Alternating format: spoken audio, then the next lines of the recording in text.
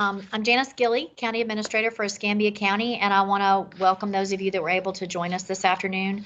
I would also like to thank the Sheriff for taking time to join us, and also Eric Gilmore, Emergency Manager for Escambia County. I believe that there may be others that join us as well. The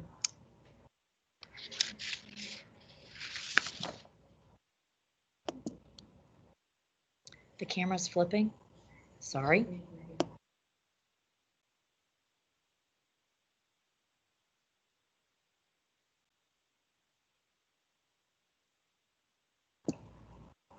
So we're having camera technical difficulties. So I will just continue on with the information that we wanted to provide you all. Escambia County Emergency Operations Center has been activated at a level 2, and we will be specifically activating for Hurricane Sally beginning Tuesday, September 15th at 7 a.m. We are going to continue to closely monitor the situation over the next 72 hours to continue to provide our residents with the most up-to-date information. There are currently no evacuations ordered for Escambia County residents. However, these conditions, as we all know, can change rapidly, and so it is vital that the residents monitor the local media for the most up-to-date forecast several times a day and follow any safety directives from Escambia County emergency management officials. Our public works crews are implementing their storm preparation protocol, which includes the fueling of equipment, stocking our vehicles, placing employees on standby for after-hours road clearing, removing trash cans, lifeguard towers from Pensacola Beach, and checking the various drainage systems. The county offices will be closed tomorrow, Tuesday, September 15th, and we will make a decision on Wednesday tomorrow. The Perdido Landfill and Waste Services transfer station will be closed on Tuesday, September 15th, and we've also canceled all meetings tomorrow, which include the Board of Electrical Examiners, the Pensacola Escambia Promotion and Development Commission, the Environmental Enforcement Special Magistrate, Florida West Economic Development Alliance Board of Directors meeting, and also our Extension Council meeting. The board adjustment that was to meet on Wednesday has already been canceled, and that would have taken place Wednesday, September 16th. I do want to let folks know that sand is still available at the following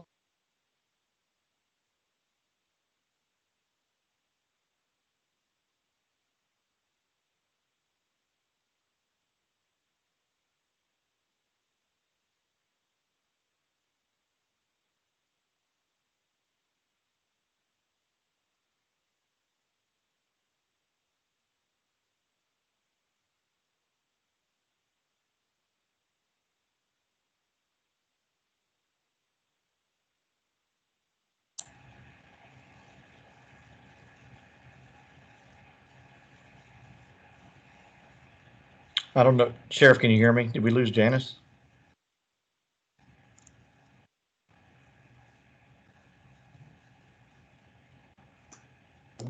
Her audio dropped.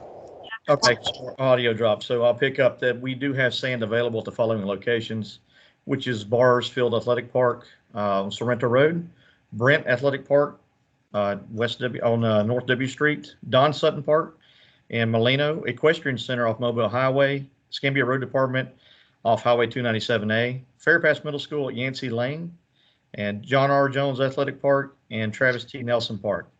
We also have sand at Gulf Beach Highway behind the Sheriff's Substation, 12950 Gulf Beach Highway.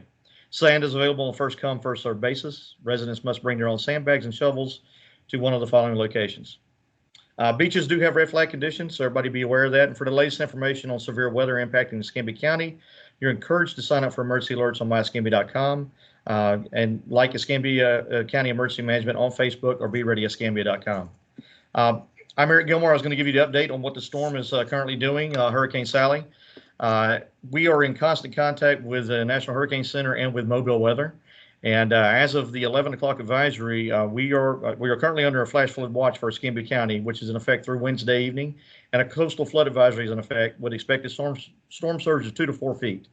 Escambia County has potential to receive sustained tropical storm winds through Wednesday with gusts of tropical storm force winds inland. So we're looking at possible potential sustained winds along the coastline with stronger gusts and inland of tropical storm force winds. A potentially long duration of excessive rain could lead to flooding. This is where we're most concerned with. We're expected with 10 to 15 inches of rain through Wednesday. Everybody, please be vigilant in that. If you live in a low-lying area, if you have typical flood problems during a regular Florida thunderstorm in the afternoon, 10 to 15 inches is a lot of rain. And then, of course, we could have more rain in isolated areas where we start seeing the training of these rain bands coming in. We do have high rip current risk through the end of the week and a high surf of 8 to 12 feet through the end of the week. We also are under the potential for isolated tornadoes because we are on the east side of the storm. It is expected to make landfall somewhere in coastal Mississippi. Having said that, the storm could shift as the evening goes on. So we all need to really watch that, make sure we know where this thing's going in at. Right now it's projected coastal Mississippi, somewhere around Biloxi, but we could have a more eastern shift, and we are being vigilant as possible, staying up to speed with mobile weather. We're having hourly, I'm calling mobile weather to make sure that we're still on track. And so everybody, please be aware and prepared to do something at short notice. As Janice said, we have no evacuation orders at this time. Traffic conditions. Sheriff, do you want to talk about traffic conditions and roads and bridges, sir? Sure. The primary question we always get is, when are the bridges closed and when will we close the bridges? You have to have sustained winds for over 3 to 6 minutes. We'll go at the outside of 6 minutes. And we always say 40 miles an hour. The actual standard is 39 miles an hour. So we round it to 40. But once the bridges are closed until the state of emergency is taken off, all bridges will remain closed. So, you need to think about that when you're traversing the bridges that we have here in Escambia County, going over into Gulf Breeze. Now, the Highway Patrol will take care of the bridge on on the I-10, not the Escambia County Sheriff's Office, but all bridges that are interior to Escambia County will be handled by us. We also want to caution folks that in the low-lying areas, we went out to the beach today and we got some reports from Perdido. There's some of the parking lots are already flooded out at Pensacola Beach. Some of the townhomes and condominiums are flooded in one section out there. And so right now all we have is the tide and this small storm surge that we've had, which has only been a couple of feet. So as our emergency manager told you just a few minutes ago, if you're in a low-lying area, you should probably expect to be flooded. A word to the wise, there's no mandatory evacuations at this time, but you need to watch this. If we get anywhere near that level of 15 inches of rain, you're going to have a real problem here. So, word to the wise, if you haven't already taken the things and put them up, as high as you can get them so far, all of your personal items within your house, now would be a good time to start because you still got a little bit of time. Also move your vehicles and those things to, higher ground if you've got some area that you can move them to. It's all about preparation. And remember, if we have this flood, you're going to have, in conjunction with possible Hurricane 2 force winds where we're at on the outer bands, we're going to have some power outages. We're going to have, power down in some areas. And so remember, we've been telling you for months now that the first 72 are on you, meaning for the first 3 days, if it turns out to be a catastrophic flooding situation, it may be that many days before, a large response can get to you. So again, you've got a little bit of time left. So, I don't want to cause a panic here, but understand something. There's a point in these emergency operations where we shelter in place, meaning that if you call for assistance, we're putting other people's lives at risk to get out and make contact with you. So, Escambia County, we've been through this how many times? I mean, I'm coming up on 12 years as your sheriff, and, this is a pretty common occurrence here. It ought to be old hat for most of us that are Escambia County residents. So, use a lot of common sense, hunker down, get through the storm with all of us, call for assistance. We'll be able to respond with other county agencies at that time. We've got a couple of high water vehicles that can get through 8 to 10 foot of water, so we can assist in the evacuations, but we don't do that in the midst of the storm. And that's why we need you to partner with us until we can get through the worst part of this. So again, 40-mile-an-hour sustained winds going to close the bridges. So just keep that in mind. We don't want you to get on the bridge in a vehicle and get swept over the side, and that's why we do those things.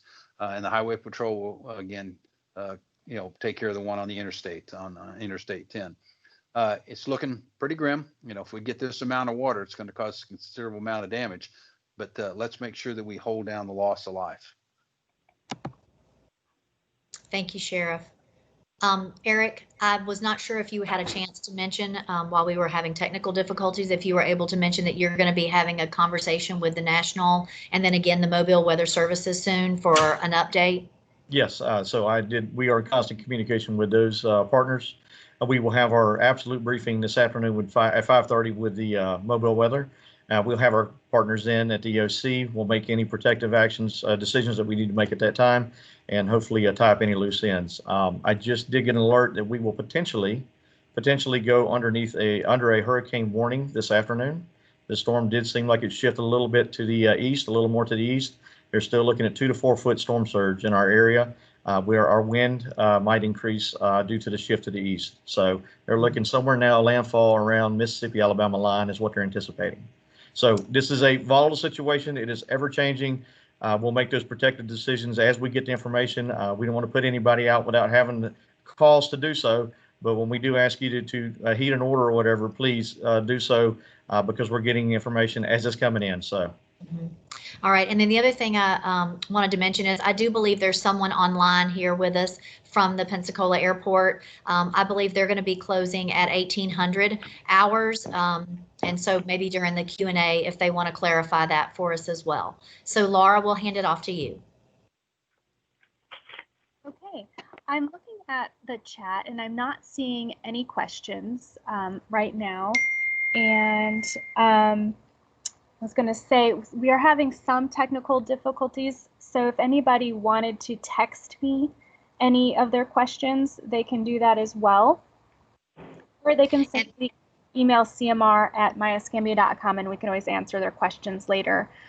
My work cell phone is 850-384-1742 to text 850-384-1742.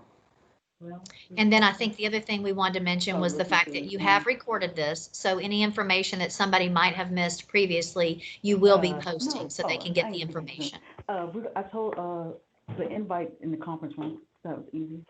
So Someone needs to mute their phone. Yeah, if somebody can mute. Also, I believe Lewis from the airport has an announcement he would like to make. Or perhaps, Janice, you can relay that their news release that's about to go out. Yes, I think I mentioned a while ago, it would be at 1800. It's my understanding that the airport is going to close because they have to clear the tarmacs for, their purposes. So I don't know if Lewis is able to respond, but that's my understanding. Yes, I think that's great. I'm not seeing any questions, but again, the technology today has been a little difficult. So if anybody has any questions, don't hesitate to email cmr@myescambia.com and we'll be able to get you your answer as soon as possible.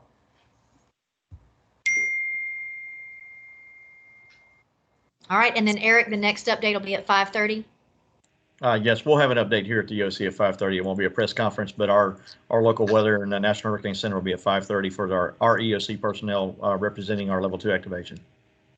Okay, thank you. Thank you. Thank you to the sheriff. I appreciate your time. Thank and you. we will be posting this to our YouTube channel as soon as All right, possible. we're good. Stacy. Yeah, they sent that link that Amber sent me. They would record it and Yeah. put it on the county. That's what they Facebook just page. said.